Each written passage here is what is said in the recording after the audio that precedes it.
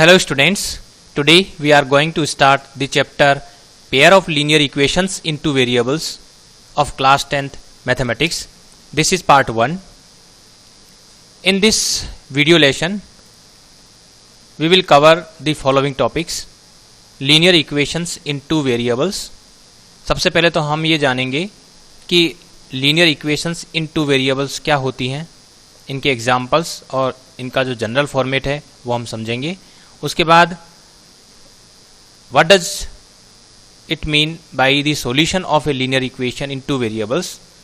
किसी भी linear equations के सॉल्यूशंस का क्या मीनिंग होता है, लीनियर इक्वेशन का सॉल्यूशन इसका क्या मीनिंग होता है, ये हम जानेंगे. इसके बाद हम ये सीखेंगे कि every linear equation in two variable is actually represented by a straight line. फिर उसके बाद हमें देखेंगे कि किसी भी linear equation in two variables का जो सॉल्यूशन होता है वो उस इक्वेशंस के कॉरस्पॉन्डिंग जो स्ट्रेट लाइन होती है उस पर किसी न किसी पॉइंट के कॉरस्पॉन्डिंग होता है और इसका उल्टा भी सही होता है. तो ये चीज़ें जो है आज के इस वीडियो लेसन में हम एक एक करके सीखेंगे. तो सबसे पहले हम जान लेते हैं कि जो linear equation in two variables जो है उसका मतलब क्या है.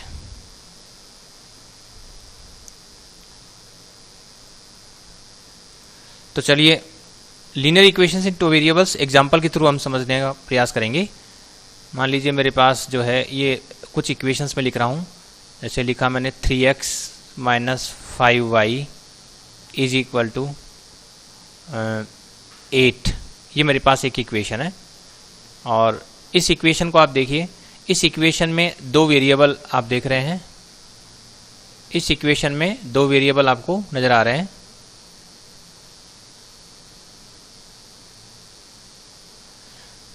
और ये जो दो वेरिएबल है वो कौन कौन से हैं देखिए. एक तो वेरिएबल हो गया, एक तो वेरिएबल x है, दूसरा वेरिएबल y है. तो ये दो वेरिएबल है इसमें, इसलिए इसमें बोल रहे हैं कि ये टू वेरिएबल्स की इक्वेशन है. दूसरा इसको लीनियर इसलिए कह रहे हैं क्योंकि जो जो वेरिएबल है उनकी यदि हम पावर देखें तो पावर यहाँ 1 है. तो ऐसी इक्वेशन जिसमें दो वेरिएबल हो, जैसे यहाँ x और y दो वेरिएबल है और दोनों की पावर 1 है, तो ये लीनियर इक्वेशन हुई. इसी तरह से यदि मैं दूसरी इक्वेशन लिखता हूँ, सपोज मैं लिख देता हूँ कि 8p plus half q is equal to 13. तो ये भी एक लीनियर इक्वेशन है क्योंकि इसमें भी दो वेरिएबल दिख रहे हैं. एक वेरिएबल तो यहाँ पर आपको आप देख रहे हैं, एक वेरिएबल तो यहाँ पर p है और दूसरा वेरिएबल q है और दोनों की पावर हम देखें तो दोनों की पावर 1 है. तो ये लीनियर टू वेरिएबल्स है, दोनों की पावर भी 1 है, इसलिए linear equation in two variable हो गई. तो इस तरह की जो इक्वेशंस है वो linear equation in two variable कहलाती है. और भी एग्जाम्पल ले सकते हैं. जैसे मान लीजिए मैं लिखता हूँ x plus half y is equal to 13. तो ये भी एक लीनियर इक्वेशन हुई. लेकिन यदि मैं लिखता हूँ जैसे x square minus y square is equal to 16, ये मैंने लिखा, तो ये linear equation in two variable नहीं हुई क्योंकि यहाँ हम पावर देख रहे हैं तो पावर यहाँ 2 है और इसकी भी पावर 2 है. ये वेरिएबल टू वेरिएबल्स में तो है लेकिन इनकी जो पावर है वो 2 होने की वजह से ये लीनियर इक्वेशन नहीं हुई. तो ये भी लीनियर इक्वेशन हुई, ये लीनियर इक्वेशन, ये भी एक लीनियर इक्वेशन क्योंकि पावर यहाँ पर 1 है और यहाँ जो पावर है वो एक से ज़्यादा है, तो ये लीनियर इक्वेशन नहीं हुई. तो अब आप लीनियर इक्वेशंस को पहचान गए होंगे कि लीनियर इक्वेशंस हम किस तरह की इक्वेशंस लीनियर इक्वेशंस होती है. इसमें जो वेरिएबल है वो वेरिएबल का जो नोटेशन है वो कभी तो एक्स वाई हो सकता है, कभी पी क्यू हो सकता है, समटाइम्स यू वी भी हो सकता है. जैसे मान लीजिए u plus v is equal to 18. तो ये भी एक लीनियर इक्वेशन हुई क्योंकि यहाँ दो वेरिएबल दिख रहे हैं, एक तो u है और एक दूसरा v है. इनकी जो पावर है वो 1 है. तो जब भी दो वेरिएबल और उनकी पावर 1 है तो ऐसी स्थिति में वो linear equation in two variables हो जाएगी. लीनियर मीन्स पावर 1 होनी चाहिए, टू वेरिएबल्स मीन्स दो ही वेरिएबल होने चाहिए. जैसे यहाँ यू वी है, यहाँ पी क्यू है, यहाँ एक्स वाई है. तो इस तरह की जो इक्वेशंस होती है उसको linear equation in two variables कहते हैं. अब आप यहाँ देख रहे हैं कि linear equation in two variables में क्या क्या होता है. दो तो वेरिएबल होंगे, दो तो वेरिएबल है और उन वेरिएबल के कुछ कोफिशिएंट्स है. जैसे यहाँ इसका कोफिशिएंट 3 है, यहाँ इसका कोफिशिएंट -5 है और कुछ कांस्टेंट टर्म होती है. तो अगर जनरल फॉर्म लिखें लीनियर इक्वेशंस इन टू वेरिएबल्स की तो हम इस तरह से लिख सकते हैं कि जनरल फॉर्म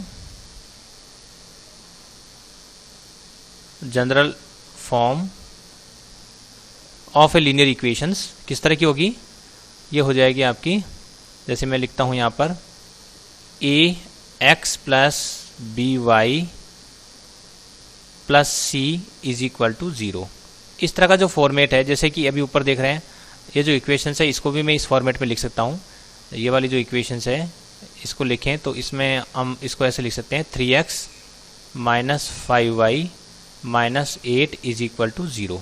अब ये जो इक्वेशंस है इसमें आप देख रहे हैं कि इसमें एक तो x का कोफिशिएंट दिख रहा है, एक इसमें y का कोफिशिएंट दिख रहा है, दूसरा जो है यहाँ पर कांस्टेंट टर्म दिख रही है, कांस्टेंट टर्म यहाँ पर -8 है। तो यहाँ अगर यदि हम इसके साथ कंपैरिजन करें तो हम देखेंगे कि जो a है वो तो 3 है, और जो b है वो -5 है, और जो c है वो -8 है। अच्छा, चूंकि इसमें यदि x का कोफिशिएंट ये जो a है अगर मान लीजिए ये 0 हो जाता है तो फिर ये पूरी टर्म ही गायब हो जाएगी, फिर ये 2 वेरिएबल की इक्वेशंस नहीं रहेगी। तो इसलिए ये कंडीशंस लगाना जरूरी है कि जो a है must not be equal to 0, similarly b must not be equal to 0। क्योंकि अगर a या b में से कोई एक भी 0 हो गया, जैसे फॉर एग्जांपल मान लीजिए मैं ले लेता हूँ कि सपोज ये 0 टाइम्स x हो गया और प्लस का 5y हो गया और यहाँ -8 इज इक्वल टू 0, तो फिर ये वाली टर्म तो हट जाएगी। तो ये 5y minus 8 is equal to 0, और इसका मतलब हुआ ये linear equation in one variable हो जाएगी, linear equation in one variable. तो अगर कोई भी इक्वेशन जो है वो 2 वेरिएबल्स में है तो इसका मतलब है कि उसमें जो x और y का जो कोफिशिएंट्स है वो दोनों नॉन जीरो होना जरूरी है।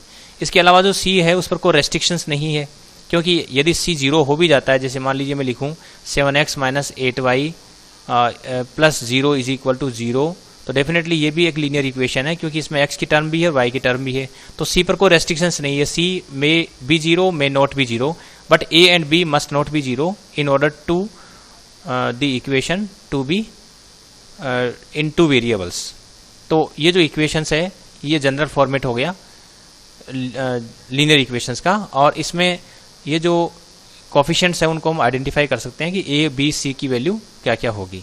इसके लिए हमें जो भी इक्वेशंस दे रखी होगी उसकी सभी टर्म्स को हमें राइट साइड में लाना पड़ेगा। जैसे यहाँ मैंने राइट साइड में लिया, 8 को भी राइट साइड में लेफ्ट साइड में ले लिया, सभी को लेफ्ट साइड में लेना पड़ेगा, और उसके बाद में फिर x y के जो कोफिशिएंट्स है वो तो a और b को रिप्रेजेंट करेंगे, और जो कांस्टेंट टर्म है c को रिप्रेजेंट करेगी। जैसे यहाँ c है वो -8 हो गया। तो ये जनरल फॉर्मेट भी मैं समझता हूँ आपके समझ में आ गया होगा। तो ये तो हो गया लीनियर इक्वेशंस इन 2 वेरिएबल्स।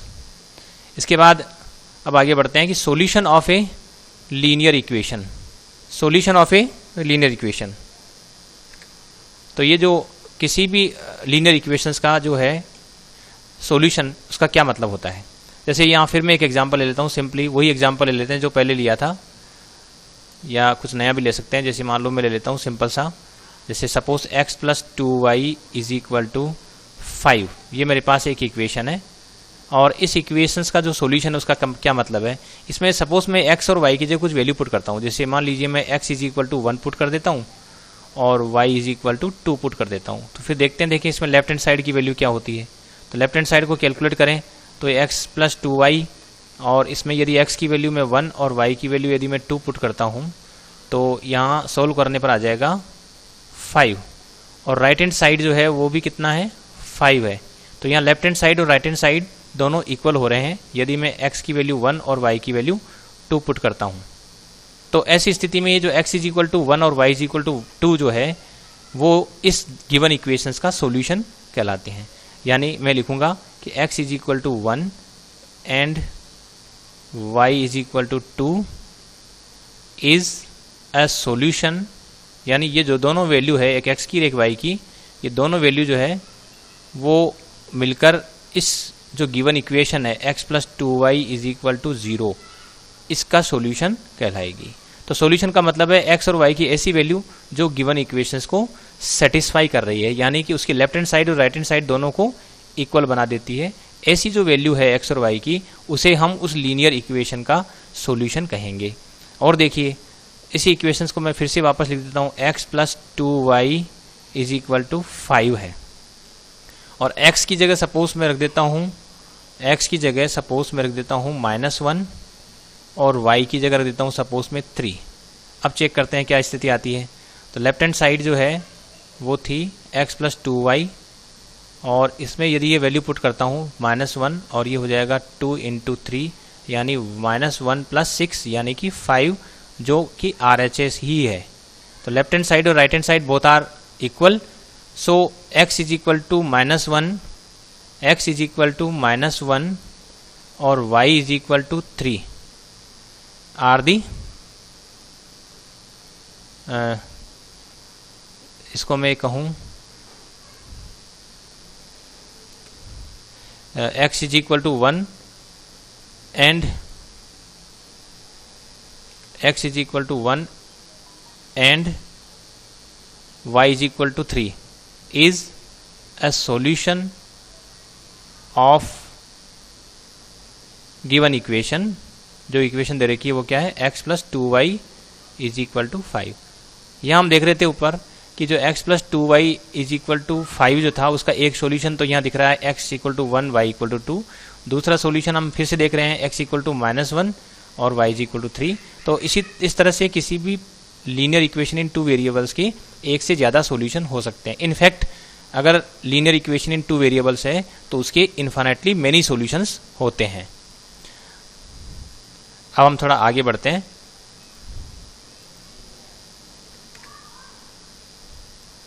यदि मान लीजिए इसी इक्वेशंस को फिर से लेते हैं और इस इक्वेशंस में हम क्या करते हैं, ये कुछ और वैल्यूज रखते हैं, जैसे x plus 2y is equal to 5 है, और इसमें यदि मान लीजिए मैं x इज इक्वल टू 1 और y इज इक्वल टू 1 ले लेता हूँ, तो फिर देखते हैं लेफ्ट हैंड साइड क्या आती है। तो लेफ्ट हैंड साइड कैलकुलेट करें तो ये है x plus 2y is equal to 1 plus 2 into 1, यानी ये वैल्यू आ जाएगी पूरी 3, और राइट हैंड साइड जो है वो है 5। तो हम यहाँ देख रहे हैं कि यदि x इज इक्वल टू 1 और y इज इक्वल टू 1 हम इस इक्वेशन में सब्सटीट्यूट करते हैं तो left hand side is not equal to right hand side. तो जब ऐसी कंडीशन आती है तो इसका मतलब हुआ कि ये जो है x इज इक्वल टू 1 और y is equal to 1 is not a solution of the given equation. यानी कि किसी भी लीनियर इक्वेशंस या कोई भी इक्वेशन कह दीजिए, उसमें जो वेरिएबल है उन वेरिएबल को यदि हम कुछ वैल्यू असाइन करें और असाइन करने के बाद लेफ्ट हैंड साइड जो है राइट हैंड साइड के इक्वल नहीं आती है, तो ऐसी स्थिति में उस इक्वेशन उन जो वैल्यूज़ है, ये जो x इक्वल जो वैल्यू है x और y की, वो उसका सॉल्यूशन नहीं कहलाएगा। तो ये भी हम समझ लेंगे। अब आगे बढ़ते हैं। यहाँ लिखा है a linear equation in two variable is represented bye a straight line. ये आपने जो है 9th में पढ़ा होगा कि यदि हम कोई भी लीनियर इक्वेशन लेते हैं और उसके जो है डिफरेंट सॉल्यूशंस हम लिखते हैं, जैसे यहाँ अभी हम ये जो लिया था, ये इक्वेशन ली थी x plus 2y is equal to 5 है, और इस जो इक्वेशन के जो सॉल्यूशंस है हमने ऑब्टेन किए थे, देखा था कि एक x की पर्टिकुलर वैल्यू के लिए y की कुछ वैल्यू, जैसे x इज इक्वल टू 1 रखा था और y इज इक्वल टू 2 रखा था, तो इसको सेटिस्फाई कर रहा है, तो ये इसका सॉल्यूशन था। इसी तरह से जो x इज इक्वल टू -1 रखा तो y इज इक्वल टू 3, ये भी इसका सॉल्यूशन है। नॉर्मली आपने 9th में देखा होगा कि यदि हम इस इक्वेशंस में इसको या तो x या y के लिए सोल्व कर लें, जैसे सपोज मैं इसको x के लिए सोल्व कर लेता हूँ और इसमें y की डिफरेंट वैल्यू पुट करता जाता हूँ, जैसे सपोज y की वैल्यू 2 रखता हूँ, तो x की वैल्यू आ जाएगी आपकी, अगर मैं x की वैल्यू निकालता हूँ यहाँ पर, तो ये आएगी 5 माइनस 2 इंटू 2, यानी कि 5 माइनस 4 1 आ गई। सिमिलरली यदि मैं y की वैल्यू कुछ और रखता हूँ, सपोज 3 रखता हूँ, तो x की वैल्यू आ जाएगी 5 माइनस 2 इंटू 3, यानी 5 माइनस 6 इज इक्वल टू -1। और भी वैल्यू मैं रख सकता हूँ, सपोज मैं इसकी वैल्यू 0 सब्स्टिट्यूट कर देता हूँ, तो x की वैल्यू आ जाएगी 5 माइनस 2 इंटू 0, यानी 5 माइनस 0 इज इक्वल टू 5। तो हमारे पास जो है x की y की डिफरेंट वैल्यू रखने से x की डिफरेंट वैल्यू हमें प्राप्त होती है। और यदि इन सब वैल्यूज़ को एक टेबुलर फॉर्म में हम अरेंज करें, तो देखिए x की वैल्यू जब हम 1 लेते हैं तो y की वैल्यू 2 आ रही है। ये हम कह सकते हैं y की वैल्यू जब 2 थी तो x की वैल्यू 1 थी, y की वैल्यू जब 3 थी तो उस समय x की वैल्यू -1 थी, और जब y की वैल्यू 0 थी तो उस समय x की वैल्यू 5 है। अब इसके बेसिस पर जो है हमारे पास कुछ पॉइंट्स आ रहे हैं, जैसे यहाँ x और y के जो पेयर्स हैं वो किस किस तरह के पेयर्स आएंगे। एक तो आएगा 1,2, दूसरा पेयर आ रहा है -1,3 और तीसरा आ रहा है 5,0। यदि इन सभी पॉइंट्स को हम ग्राफ पर प्लॉट करें तो डेफिनेटली हम पाएंगे कि ये सभी जो पॉइंट्स हैं वो एक सीरीज में आते हैं। जैसे मैं यहाँ पर रफली थोड़ा रिप्रेजेंट करता हूँ। सपोज़ यहाँ 1 है, यहाँ 2 है, और ये यहाँ 1 है, यहाँ 2 है, तो ये 1,2 का मतलब एक पॉइंट हो गया, यहाँ पर हो गया, ठीक है। ये 1 है, ये 2 है, सिमिलरली ये भी 1 और 2 है, और ये है -1,3, तो -1 करीब करीब यहाँ होगा, और 3 देखें तो 1, 2 और 3 पॉइंट करीब करीब यहाँ आएगा। इस जगह मान लीजिए ये है हमारा, तो -1,3 एक पॉइंट आ गया हमारा, तो एक पॉइंट हमें यहाँ मिल रहा है, ये पॉइंट हो गया। सिमिलरली जो थर्ड पॉइंट है 5,0 है, तो यहाँ हम देखें तो ये 3, यहाँ 4 और यहाँ 5, तो एक पॉइंट हमें यहाँ मिल रहा है, 3, 4, 5, एक पॉइंट हमें यहाँ मिल रहा है। यदि हम इन तीनों पॉइंट से पास करते हुए यदि कोई लाइन बनाएं तो देखते हैं, देखिए लाइन जो है वो कैसी नज़र आती है। सपोज़ मैं इन तीनों पॉइंट से पास करते हुए लाइन बनाऊं,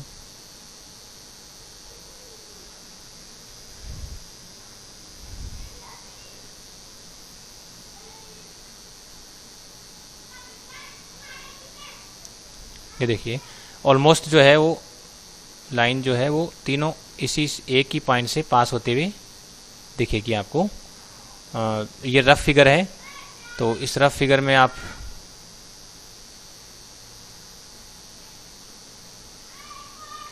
यहाँ देखते हैं, इसको थोड़ा मोटाई बढ़ाते हैं, लाइन की मोटाई थोड़ी हम ज़्यादा कर लेते हैं। सपोज़ मैं लाइन की ये ले लेता हूँ, ये ले ली।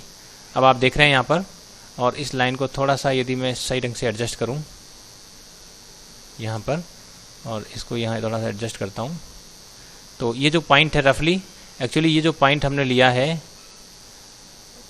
ये जो पॉइंट है, ये जो था अपना, ये हो सकता है बिल्कुल सीध में सही नहीं हो, तो इस पॉइंट को अगर 1,2 कहें और ये पॉइंट बिल्कुल यहाँ है, तो ऐसी स्थिति में डेफिनेटली ये तीनों पॉइंट्स जो है एक सीधी में आएंगे। तो यदि हम सही ढंग से ग्राफ पेपर पर ड्रॉ करते हैं तो इन तीनों पॉइंट से पास होते हुए एक लाइन बन रही है। तो ये जो लाइन है ये कॉरस्पॉन्डिंग टू दिस इक्वेशन थी, x + 2y = 5। तो इन जनरल हम कह सकते हैं कि अगर यदि कोई भी इक्वेशन हमें दे रखी है जो pair of linear equations in 2 variables है, तो ऐसी इक्वेशंस को हम ग्राफिकली रिप्रेजेंट कर सकते हैं। इसके लिए हमें पहले जो गिवन इक्वेशंस है उसको x या y के लिए सॉल्व करना होगा, जैसे कि यहाँ हमने किया, इसको x के लिए सॉल्व कर लिया, यानी x की value in terms of y लिख ली, उसके बाद y के डिफरेंट वैल्यू के लिए x की डिफरेंट वैल्यू हमने ऑब्टेन करी, फिर हमने टेबल प्रिपेयर करी। टेबल के बाद में हमने देखा कुछ पॉइंट्स आ गए हमारे पास ग्राफ में प्लॉट करने के लिए, 1,2, -1,3, 5,0। अब इन पॉइंट्स को यदि मैं ग्राफ में प्लॉट करता हूँ तो ऑल आर एक्चुअली, यदि इनको बिल्कुल ढंग से ग्राफ पेपर पर प्लॉट करेंगे तो ये तीनों पॉइंट्स एक सीध में आएंगे, और उनको ज्वाइन करते हुए जो लाइन बनाएंगे, that line represents the given equation. तो every linear equation in 2 variable is represented by a line on a graph paper. ये आप 9th में पढ़ चुके हैं, यहाँ हम उसको रिकॉल ही हमने किया है। दूसरा देखिए कि इसके जो सॉल्यूशन है, यहाँ देखिए इसका जो सॉल्यूशन था, ये 1,2 इसका सॉल्यूशन था, 1 और 2, x की वैल्यू 1 और y = 2। तो ये 1 और 2 जो है ये पॉइंट इसी पर है, लाइन पर ही कहीं ना कहीं, देखिए 1,2 इसी लाइन पर कहीं ना कहीं है। इसी तरह से जो -1,3 है ये भी इसी लाइन पर कहीं ना कहीं है। तो every solution of linear equation in 2 variable is corresponding to a point on the line. There is a point corresponding to every solution of the equation. और इसको यूँ भी कह सकते हैं कि every point on the line, suppose इसमें मैं कोई पॉइंट लेता हूँ, तो कोई भी पॉइंट यदि मैं लेता हूँ, जैसे x की वैल्यू 2 रख के देखें, तो x की वैल्यू 2 रखेंगे तो 2 की सीध में यदि यहाँ देखें तो ये 1.5 के आसपास एक यहाँ पर जो है ये आएगा हमारे पास। देखिए यदि मैं यहाँ लेता हूँ, एक पॉइंट लेता हूँ यहाँ पर, तो इस पॉइंट के जो कोऑर्डिनेट हो जाएंगे 2,1.5, क्योंकि ये तो हाइट तो 2 हो गई इसकी, और ये जो ठीक मिड में आ रहा है तो 2,1.5। और यदि मैं 2,1.5 इसमें रख देता हूँ, x की जगह 2 और y की जगह यदि मैं 1.5 इसमें रखता हूँ, तो हम देख सकते हैं कि जो लेफ्ट हैंड साइड है वो हो जाएगी 2 + 2 इंटू 1.5, यानी कि ये हो रहा है 2 + 3 = 5, जो कि राइट हैंड साइड ही है। इसका मतलब है कि यदि मैं इस लाइन पर कहीं पर भी कोई पॉइंट लेता हूँ तो that point will satisfy the equation. तो इसका मतलब हुआ, जनरल रिजल्ट ये हो गया कि each solution of a linear equation into variable, जैसे कि यहाँ ये सॉल्यूशन था 1,2 एक सॉल्यूशन था और -1,3 भी एक सॉल्यूशन था। तो every solution of a linear equation into variable corresponds to a point on the line, corresponds to a point on the line representing the equation। जो गिवन इक्वेशन है उस पर कोई ना कोई पॉइंट होगा जो उस सॉल्यूशन को रिप्रेजेंट कर रहा होगा। And vice versa, vice versa का मतलब है कि if we take a point on the line then that point will represent a solution of the given equation corresponding to the line. यानी कि यदि इक्वेशन दे रखी है तो उसका जो सॉल्यूशन है इक्वेशन के कॉरस्पॉन्डिंग जो लाइन है उस पर होगा, और लाइन पर यदि हम कोई पॉइंट लेते हैं तो that will be corresponding to a solution of the linear equation corresponding to the line. तो ये चीज़ हम समझ सकते हैं, जो हम यहाँ देख रहे थे कि यहाँ पर इसका जो कोई भी सॉल्यूशन लेते हैं तो सॉल्यूशन के कॉरस्पॉन्डिंग जो पॉइंट होता है, जैसे 1,2 सॉल्यूशन है क्योंकि x = 1 y = 2 जो है इसका सॉल्यूशन था, तो उसके कॉरस्पॉन्डिंग पॉइंट जो आ रहा है 1,2 लाइन पर जो पॉइंट आ रहा है, लाइन पर आ रहा है वो पॉइंट। सिमिलरली यदि मैं लाइन पर कहीं कोई पॉइंट लिया, जैसे मैंने यहाँ लिया था 2,1.5, तो ये जो पॉइंट है ये इसके कॉरस्पॉन्डिंग जो सॉल्यूशन x = 2 y = 1.5 वो जो है वो इक्वेशन का सॉल्यूशन हो गया। यानी every solution will be a point on the line, corresponding to every solution there will be a point on the line, and every point on the line representing the equation, every point on the line will be a solution of the equation। तो ये चीज़ हम यहाँ से समझ सकते हैं। तो ये आज का जो वीडियो है इसमें हमने कुछ चीज़ें सीखी है, और इसमें हमने सबसे पहले तो ये जाना कि जो लीनियर इक्वेशंस इनटू वेरिएबल्स के एग्जांपल्स और उनका जनरल फॉर्मेट सीखा। उसके बाद में हमने लीनियर इक्वेशंस का सॉल्यूशन क्या होता है और कब सॉल्यूशन नहीं होता है ये जाना। इसके बाद हमने ये देखा कि जो लीनियर इक्वेशन इनटू वेरिएबल्स है वो एक ग्राफिकली ज्योमेट्रिकली एक लाइन के थ्रू रिप्रेजेंट होती है, और उस लाइन के हर पॉइंट, लाइन पर यदि हम कहीं भी कोई पॉइंट लेते हैं तो वो लीनियर इक्वेशंस का सॉल्यूशन होता है, और लीनियर इक्वेशंस का हर सॉल्यूशन उस लाइन पर कोई ना कोई पॉइंट होता है। तो आज के वीडियो में हमने ये सब चीज़ें सीखी, और अब जो है बाद की चीज़ें जो है हम नेक्स्ट वीडियो में सीखेंगे।